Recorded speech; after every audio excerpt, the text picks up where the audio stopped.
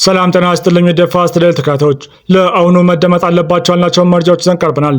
በቅድሚያም ዋና ዋናዎቹ በህወሓት መፈንቅለ ስልጣን የተደረገባቸው ጀነራል ታደሰ ወረደ ከበባ ውስጥ መግባታቸው ተነገረ ሲሆን አስደንጋጭ ግድያ ሙከራ እንደተደረገባቸውም ከመቀሌ የሚወጡ መረጃ ምንጮች ይጠቁማሉ።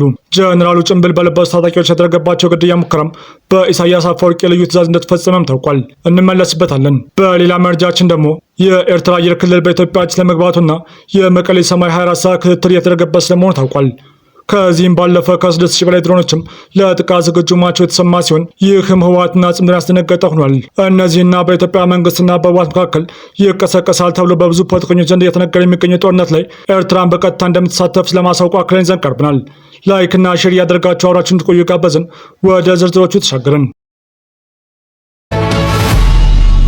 በደብረ ጽዮን ስልጣናቸውን ከተቀሙ በኋላ በቁም እስር ላይ እንደሚገኙ የሚነገርላቸው የትግራይ ክልል ጊዜያዊ አስተዳደር ጀነራል ታደሰ ወረደ ድንገት ከተኮሰባቸው ጥይት ለጥቂት ከሞት ማምለጣቸው ተሰምቷል።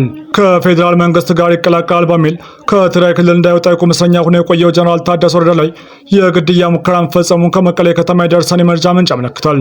ህወሓት ታደሰ ወረደ ጊዜያዊ አስተዳደሩ ፕሬዚዳንት በነበረበት ወቅትም በተደጋጋሚ ጊዜ እስከ ቢሯቸው ድረስ በመሄድ ሊያፍነው ሙከራ ሲያደርግ ቆይቶ በመጨረሻ ላይ መፈንቅለ ስልጣን ፈጽሞበታል። ነገር ግን መፈንቅለ ስልጣን ከተፈጸመበት በኋላም ጀነራል ታደሰ ወረደ ወደ አዲስ አበባ በማቅናት መልሶ ይዋጋኛል በሚል ስጋት የቁም እስረኛ አድርጎ ቆይቶ አሁን ደግሞ በኢሳያስ አፈወርቂ ልዩ ትዕዛዝ ሰጭነት የግድያ ሙከራ አድርጎበታል የተባለው። የግድያ ሙከራ የተፈጸመው ፊታቸውን በጭንብል በሸፈኑ 4 ወጣቶች ሲሆን መረጃው ይፋ ያደረጉት ምንጮችም የግድያ ሙከራ የተፈጸመውም ህወሓት አስርጎ ባስገባቸው የሻዕቢያ ወታደሮች ሳይሆን እንዳልቀረም አንስተዋል። ህወሓት በገበያና በሌሎችም ህዝብ በስፋት በሚሰበሰብባቸው አካባቢዎች ያቀደው ጥቃት አስቀድሞ በመታወቁ ፊቱን ወደ ራሱ ሰዎች አዝሯል ተብሏል። ከጀነራሉ የግድያ ሙከራ ባሻገርም በትግራይ ክልል በተለያዩ አካባቢዎች የሻዕቢያ ገዳይ ቡድን ተሰማርቷል የሚሉ መረጃዎችም በተለይም ከወደ መቀሌ በስፋት እየተሰሙ ይገኛሉ። የትግራይ ቡድን የትግራይ ህዝብ ከምድረ ገጽ ለማጥፋት ቆርጦ ተነስተዋል የሚሉ አንዳንድ የፖለቲካ ተንታኞች አሁን ላይ ሻዕቢያ ፈጽም የሚለውን ሁሉ እየፈጸመ እንደሚገኝም ያብራራሉ። ቡድኑ የትግራይ ህዝብ አንቅረው ስለተፋው ጦርነት ጀምሬ በጦርነት ሂደት የክልሉን ህዝብ ከጎን ያሰልፈዋለሁ በሚል ስሌት በሽራይና በኩል ጦርነት ጀምሮ የነበረ ቢሆንም ህዝቡ ጦርነት በቃም በሚል ተቃውሞ ከማሰማቱን በተጨማሪ ለፌዴራል መንግስቱ ድጋፍ ሲያደርግ መስተዋሉም እነዚህ የፖለቲካ ተንታኞች ገልጸዋል።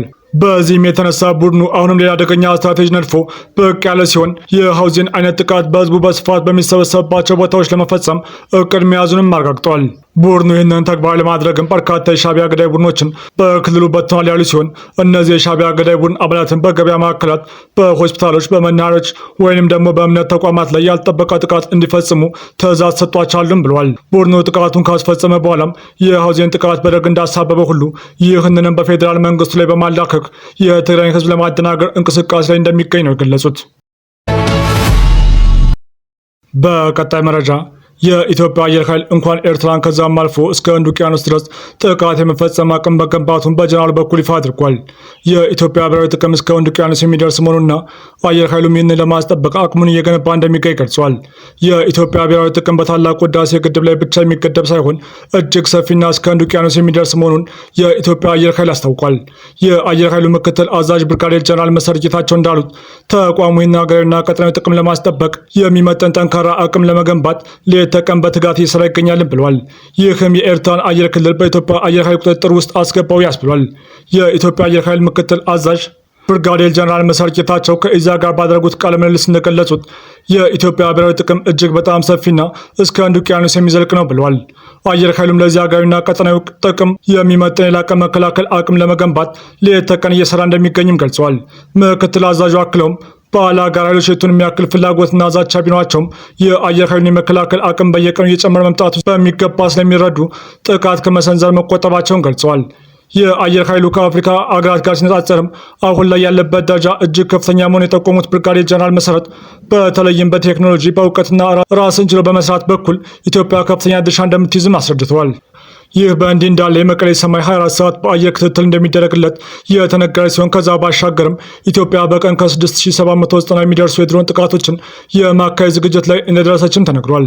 ኢትዮጵያ በሰው ሰራሽ አስተውሎ የተደገፈ ዘመናዊ የድሮን መንጋ ቴክኖሎጂን በመጠቀም በቀን ከ6790 የሚደርሱ አስተማማኝ የድሮን ስምሪቶችን ማካሄድ የሚያስችል ወታደራዊ ዝግጅት መገንባቷም ተገልጿል።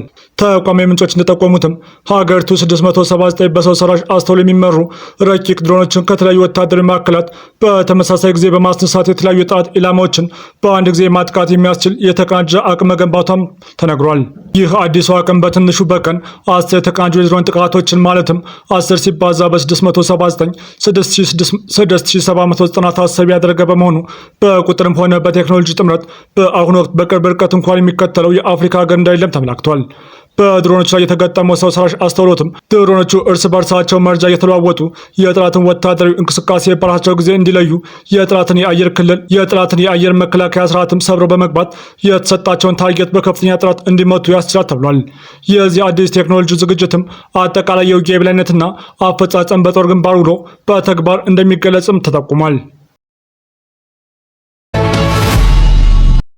በቀጣይ መረጃ ጽምዶን በበላይነት እንደምትመራ የሚነገርላት የኢሳያስ አፈወርቂዋ አገር ኤርትራ ይቀሰቀሳል ተብሎ የሚጠበቀው ጦርነት ላይ በሙሉ አቅሟ እንደምትሳተፍ በፕሮፓጋንዳ ልሳኖቿ በኩል እያስታወቀች ትገኛለች።